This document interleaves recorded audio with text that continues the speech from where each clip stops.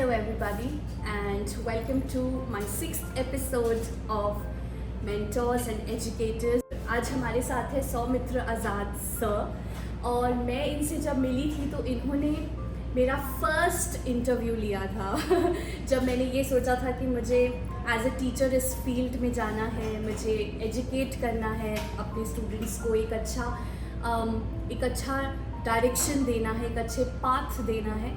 तब मैं सर के पास गई थी और सर ने मेरा इंटरव्यू लिया था और उस इंटरव्यू में सर ने मुझे इतना कॉन्फिडेंस दिया था कि आज उसको मैं अभी भी कैरी कर रही हूँ।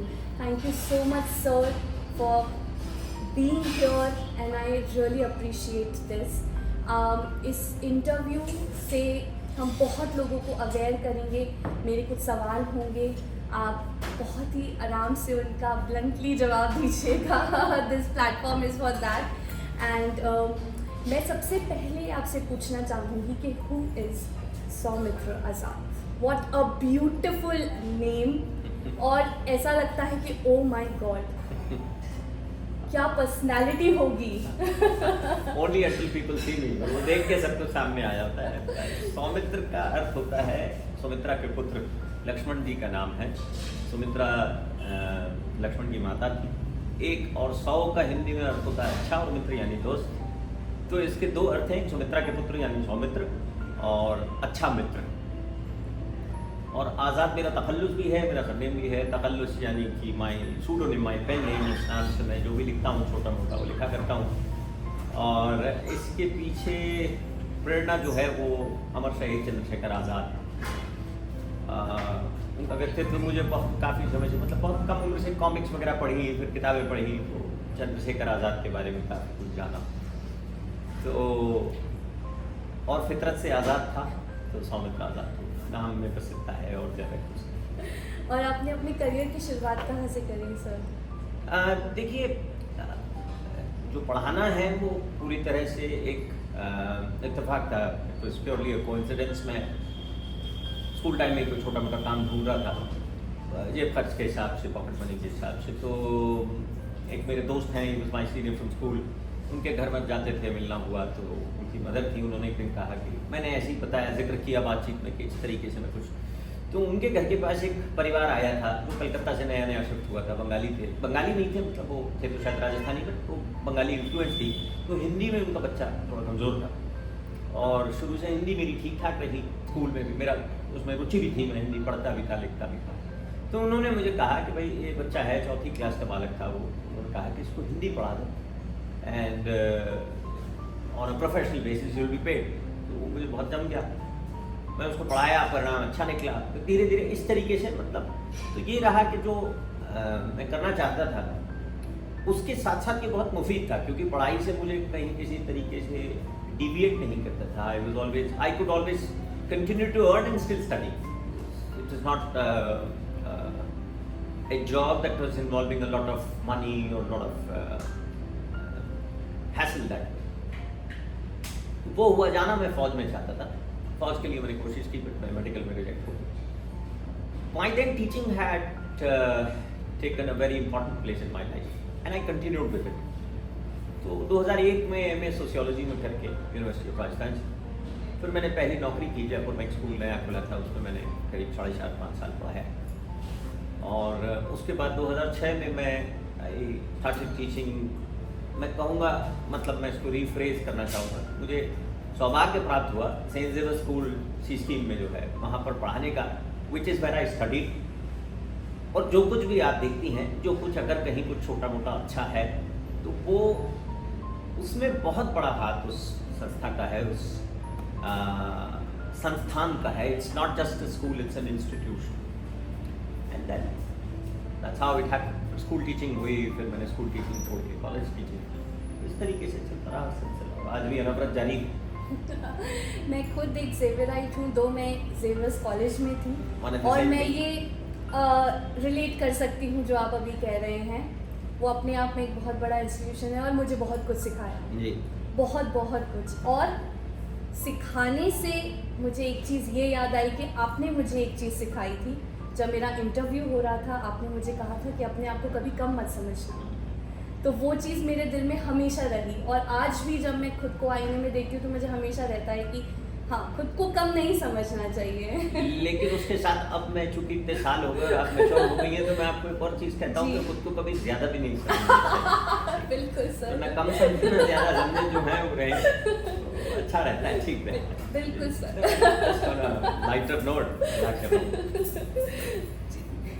nice that you remember. Nice. मुझे बहुत कुछ याद है उस इंटरव्यू से, और वो इंटरव्यू ने मुझे बहुत मदद किया। आगे इतने इंटरव्यूज़ मैंने दिए, इतनी जगह मैं गई, मैंने हमेशा उस इंटरव्यू को याद रखा क्योंकि वो पहला इंटरव्यू था, और उसमें जो आपने मुझे सीख दी थी वो आधे घंटे की, वो मुझे आज भी याद है। Nice of you. I am so thankful to you and grateful to you, sir. मेरा पहला सवाल आपसे है कि can you just tell us about your background and experience as a career counselor? See, I have always been into teaching. Like I said that it started while I was still in school. मतलब मैं 10वीं class में जब था, ये 1993 की बात है, मुझे लगभग समझने 30 साल हो गए। तो उस दौर से मैंने मून लाइटिंग, जिसको हम कहते हैं कि बच्चों को पढ़ाना जाकर आकर, वहाँ से चालू करते करते आई स्टार्टेड स्कूल्स, मैंने कॉलेजेस में पढ़ाया, मैंने यूनिवर्सिटी लेवल पे पढ़ाया, प्रोफेशनल इंस्टीट्यूशंस में पढ़ाया, कॉम्पिटिटिव एग्जाम्स के लिए स्टूडेंट्स को मैंने पढ़ाया, कैट के लिए, क्लैट के लिए, और इनिशियली जो civil service, Indian administrative service का CSAT, civil service aptitude test होता है, उसके लिए स्टूडेंट्स को पढ़ाया। तो इतना सारा जब एक्सपोजर हुआ, गवर्नमेंट के लिए काफ़ी सारे प्रोजेक्ट्स किए, राजस्थान पुलिस एकेडमी से मैं एसोसिएटेड रहा, हरिचंद माथुर लोक प्रशासन संस्थान में, दूरदर्शन जो है नेशनल चैनल जो है, राजस्थान टीवी पे मैंने हेल्थ पे और काफ़ी अलग बीट्स पे करीब 550-600 एपिसोड्स किए, पर्टिकुलर शो के करीब 12-13 साल। तो काफ़ी वैरायटी रही, और एक समय ऐसा आया जब मुझे ये लगा कि अब मैं उस पड़ाव पे हूँ, now I am at a junction, जहाँ मेरे लिए ज़्यादा ज़रूरी ये है कि मैं स्टूडेंट्स को ये बताऊं कि वो क्या करें और क्या कर सकते हैं, बनिस्बत इसके कि मैं उनको उस लाइन में आने के बाद पढ़ाऊं। वो काम बहुत सारे और लोग कर सकते हैं, ये काम भी बहुत सारे और लोग कर सकते हैं, लेकिन तजुर्बा मेरा इस तरीके का हो गया, so many years at it. So as a result, career counseling happened. And also an academic advice. So career is just in the direction of career. Academic advice is what subjects to pursue, what are you fit for, whether are you actually really fit for getting into fields like academics or not. And then other advice, behavior advice होती है। कई दफ़ा लोग अपनी समस्याओं को, निजी परेशानियों को लेकर बहुत ज़्यादा परेशान होते हैं, वो उनके करियर पर भी असर डालती हैं, academics में भी असर डालती हैं।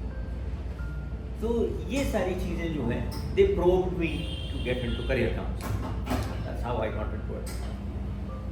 मेरा दूसरा सवाल आपसे है कि what are some common challenges you have encountered when counseling students about their career choices, and how do you want to address them? See, the biggest challenge so far as advising youngsters for career that I have faced is, unfortunately, they don't realize the importance of counseling. Everything is very freely available on the internet. It's a search away, it's a click away. तो जो objective answers हैं वो internet पे बहुत आसानी से मिल जाते हैं। और एक और जो बहुत बड़ी समस्या मेरे ख्याल में पूरी दुनिया की है, देश की नहीं, पूरी दुनिया की है, कि सबको जल्दी बहुत है। So youngsters and their family members also, with due respect their parents or the people accompanying them, they lack patience. तो दो बहुत बड़ी समस्याएं equally big challenges हैं। Number one, there is a complete lack of acceptance for counseling. हमारे यहाँ counselling शब्द का इस्तेमाल करते ही ज़्यादातर लोगों को ट्रॉमा आ जाता है, ज़्यादातर लोग इस चीज़ को इस तरीके से लेने लगते हैं that there is something wrong with them, which is why they are going to a counselor, irrespective of the fact that the word career is added there. If you seek advice for a better career or a flourishing career, I don't see anything. In any case, there is nothing wrong in any kind of counseling. You seek it, good for you. तो पहली चीज़ तो ये कि counselling को लेकर notions बहुत rigid हैं, people don't accept counseling as a very important part of their life, leave just career, number one. Number two, which is equally big challenges, people are in a rush. उनको लगता है कि जब वो counselling advice लेकर counselling लेकर बाहर निकलेंगे तो बहुत कुछ बदल चुका होगा. वो बदलता है but in thought not in actions, because action उनको करते हैं. तो ये तो बहुत बड़ी समस्याएं हैं. तीसरी चीज, जनरली लोग बहुत वेल इन्फॉर्म्ड हैं, they have a lot of information. So when you sit down to talk to them, they feel that they already know it. But I tell you the difference. मैं बताता हूँ आपको. ये गणित के फॉर्मूले या ग्रामर के नियमों की तरह है. वो किताब में दिए हुए हैं, पढ़ लेने से सबको मालूम हो जाते हैं, लेकिन आप उनको अप्लाई नहीं कर सकते. ये जरूरी नहीं है कि आप उन फॉर्मूला का इस्तेमाल करके सवालों को हल कर लें. वो एक मैथमेटिशियन का या ग्रामेरियन का काम होता है. ठीक उसी तरीके से, just because you have the information doesn't mean that you can put it to the best use. May be with the person's due experience, he or she could advise you better and help you out. These are the two biggest problems. And career counselling की जो अभी आपने बात कही कि counselling शब्द से जो लोग डर जाते हैं या उसका परसेप्शन ही वो लोग उसे गलत ही समझते हैं, तो वो चीज़ मैं आप ये रिलेट कर पा रही हूँ क्योंकि मैं बहुत सारे ऐसे पेरेंट्स से बात कर चुकी हूँ जहाँ पर जब ये वर्ड यूज हुआ तो उन्हें लगा कि What's wrong with that kid? I mean, but वो करियर वर्ड नहीं देखते हैं. मैं ये भी कहना चाहूँगा कि खाली करियर से कोई मतलब नहीं. Any kind of counselling you must be ready to seek. कोई दिक्कत नहीं. My next question is, can you share a situation where you had to handle a student who was uncertain or struggling with their career choices, and how did you approach it? See, most of the students that approach me, most of the students that come to me are uncertain. That's why they come to me. It's very rarely that a particular candidate is very firm about what he or she wants or very clear about it and then they approach. ऐसा नहीं होता. तो lack of clarity या complete lack of clarity तो होता ही है. और ये कोई बहुत ज़्यादा, देखिए मेरी अप्रोच हमेशा ये रहती है कि मैं जो कैंडिडेट है उनसे बात करती हूँ और उनकी जो क्षमताएं हैं और उनकी जो संभावनाएं हैं, उनकी जो इच्छाएं हैं, उनकी जो इंक्लिनेशंस हैं, उसके हिसाब से मैं अपना काउंसलिंग देता हूँ. So what I am trying to do is just digging the ground and what is already there and extracting it, excavating, उसको मैं निकालता हूँ बस. इसके ऊपर और कुछ नहीं. तो ये कोई ऐसा कोई पर्टिकुलर सिचुएशन मैं नहीं बता सकता क्योंकि ज़्यादातर स्टूडेंट्स जो आते हैं वो इस डिलेमा में होते हैं, usually in A state of confusion. So career counselling but ordinary process, बहुत ज़्यादा है कॉम्प्लिकेटेड प्रोसेस. मेरा आखिरी सवाल आपसे है कि in your opinion what is the importance of education in shaping a students future career perspective? Everything. If I say that education is perhaps the most important event after the birth of a human, in my own mind, my own opinion, I don't think I'm exaggerating it. देखिए एक बहुत साधारण सी चीज़ है. दुनिया में अगर कोई आदमी कहीं से भी कितना भी परेशान हो, कितना भी नीचे हो, कितना भी गरीब हो, वो अगर किसी एक ताकत से आगे बढ़ सकता है तो वो शिक्षा है, वो एजुकेशन. गरीब से गरीब आदमी भी कहीं भी पहुंच सकता है अगर वो अपने आप को शिक्षित करना चाहता है और शिक्षित कर लेता है. पहली चीज. दूसरी चीज, एजुकेशन के बारे में, जिसके बारे में हम लोग अक्सर सोचते नहीं हैं, एक जादुई चीज है और वो ये है कि एजुकेशन 3 पीढ़ियां सुधार देती है. 3 पीढ़ियां कम से कम. मैं एक साधारण से परिवार से आता हूँ. मुश्किलों में शुरुआत का समय, निम्न मध्यम वर्ग, लोअर मिडिल क्लास. जब मैं एक बहुत अच्छे एजुकेशनल इंस्टीट्यूशन में चला गया तो सबसे पहली पीढ़ी जिसका जीवन सुधरा वो थे मेरे माता पिता. क्योंकि वो निश्चिंत हो गए थे कि जीवन में एक बहुत बड़ी समस्या का समाधान हो गया, बहुत बड़ा पड़ाव उन्होंने और उनके बच्चे ने पार कर लिया है. बच्चा सुरक्षित हाथों में है, the child is in safe hands, such as my own school saint Xavier's, and they could now concentrate on other issues. एक पीढ़ी वो सुधर गई। मैं वहां से पढ़ा लिखा, और इसको मैं संक्षेप में बताना चाहता हूं। इसको ऐसे लीजिए कि जब मैं वहां से पास आउट हुआ, 12वीं क्लास करके निकला, तो चाहे बच्चों को पढ़ाने के लिए उनके घर जाना हो या पहली नौकरी हो, आप लोग शायद यकीन नहीं करेंगे लेकिन ये तथ्य है, मैं इसमें कोई गलत बोल के मुझे कुछ मिलेगा नहीं। मैं सिर्फ सेंट जेवियर स्कूल से पास आउट था, इसके आधार पे एक दो जगह तो मेरा इंटरव्यू तक नहीं हुआ, उन्होंने सीवी देखा और कहा अच्छा यूर अ जेवियराइट, मैंने कहा जी, वे बैठिए बैठिए, कैसे हैं, क्या है, चाय पियेंगे, कॉफी पियेंगे, और मुझे नौकरी मिल गई। कई घरों में जहां बहुत ज्यादा गैप था, जो मैं था, जहां से मैं आता था और जिनको मैं केटर करने वाला था, पढ़ाने वाला था, वहां भी उन्होंने कहा अच्छा आप सेंट जेवियर स्कूल के पढ़े हुए आइए। तो मेरी जिंदगी सुधर गई, वो शुरुआत थी।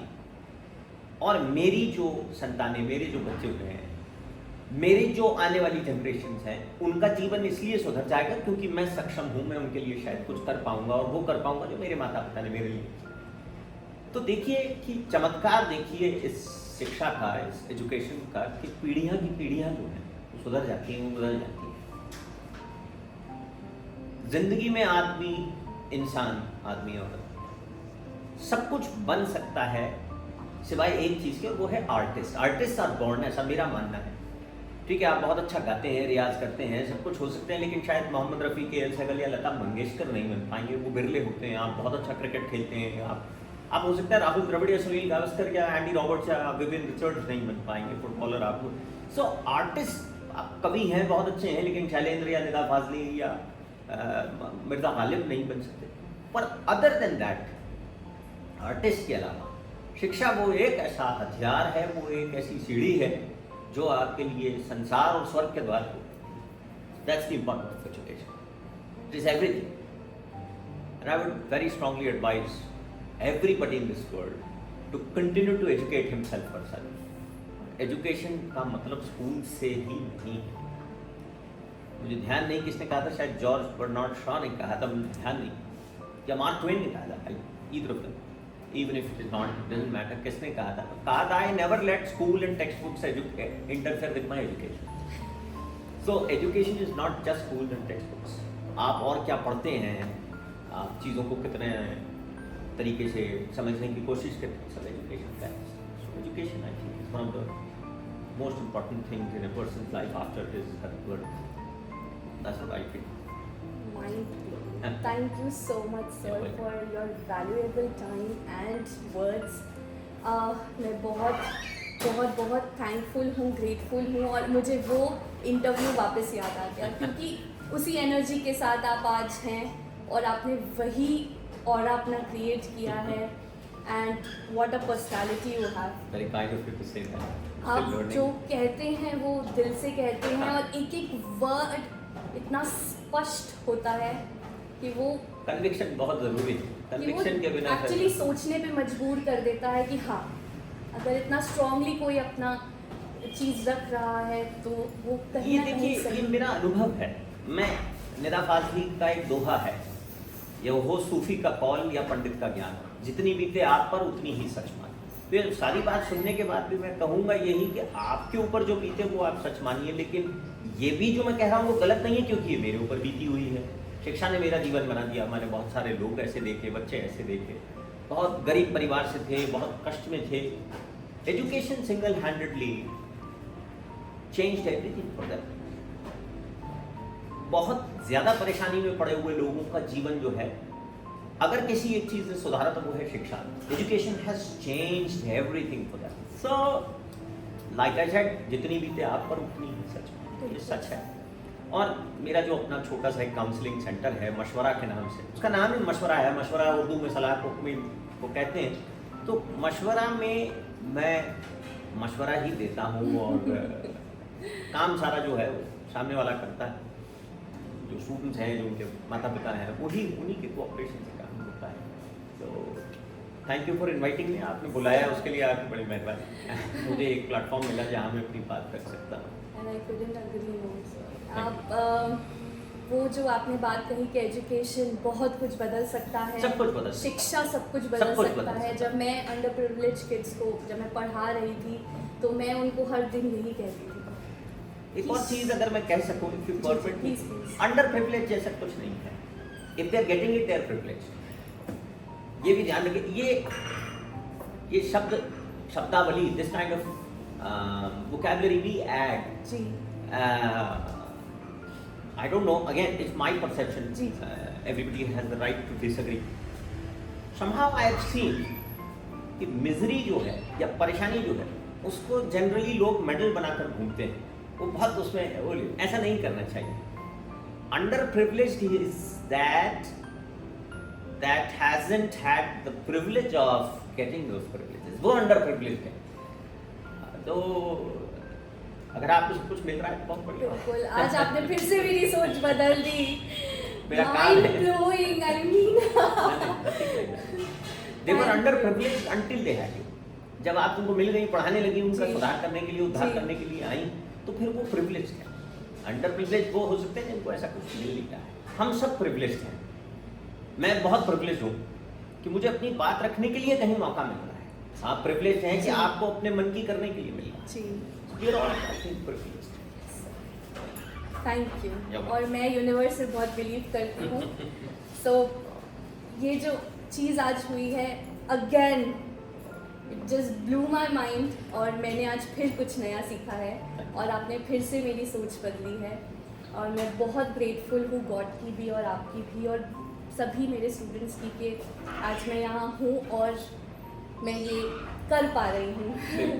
थैंक यू वो कॉन्फिडेंस के लिए सर, और वो डिटर्मिनेशन जो आपने मुझे सिखाया उसके लिए बस बहुत बहुत धन्यवाद। हमारा शो, हमारा एपिसोड ख़त्म करने से पहले अगर आप ऑडियंस को, हमारे व्यूअर्स के लिए कोई मैसेज है तो प्लीज़ आप दीजिए। देखिए, दो बहुत ज़रूरी चीज़ें हैं जो मैं महसूस करता हूँ, अपने जीवन में उतारता हूँ, आत्मसात करता हूँ। सबसे निवेदन है कि एक तो किताबें ज़रूर पढ़ें, किताबों को अपना दोस्त बनाएं। ज़िंदगी में किताबों से बेहतर बहुत कम चीज़ें हैं। टैंजिबल जो फिजिकल फॉर्म में हैं, उनमें शायद संसार में जो सबसे सुंदर चीज़ें आई हैं उनमें से एक किताबें हैं। तो पढ़ें ज़रूर, कुछ भी पढ़ें, हिंदी पढ़ें, अंग्रेज़ी पढ़ें, उर्दू पढ़ें, जो भी भाषा पसंद है वो पढ़ें। क्लासिक्स पढ़ें, इतिहास पढ़ें। ये जाने कि आप जो हैं, जहाँ हैं, वहाँ क्यों हैं। कोसना या किसी की तारीफ़ करना बहुत आसान है। जहाँ हम हैं वो बहुत ख़राब है, दूसरी जगह बहुत अच्छी है। It's not the easiest things to comment upon, but ये जानना बहुत ज़रूरी है कि जहाँ आप हैं वहाँ आप क्यों हैं, वो ऐसी जगह क्यों है। एक दूसरा, before I deliver this, I know that I am going to be sounding too idealistic, but I would like to be, because number one, I am a teacher and I am a firm believer of ideals. मेरा विश्वास है कि आदर्शों को बिना जीवन अधूरा है। तो देखिए, बहुत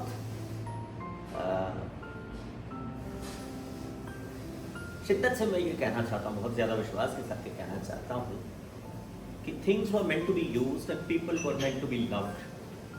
It's unfortunately the other way. People are being used and things are being loved. We must avoid doing this.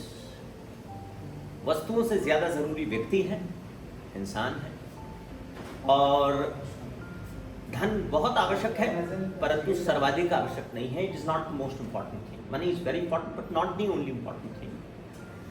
Take care of your health, live a good life, pursue your hobbies, enjoy life, and also make a very good living. All that. So read and believe in humanism, peopleism. व्यक्तिवाद में विश्वास करें, ना कि वस्तुवाद। Thank you so for your beautiful and valuable words. Thank you. I hope कि हमारे सभी students, teachers और जो भी हमारे व्यूअर्स हैं, उन सभी को ये इंटरव्यू बहुत हेल्प करेगा, उनके माइंड को क्लियर करेगा। Thank you for staying with us.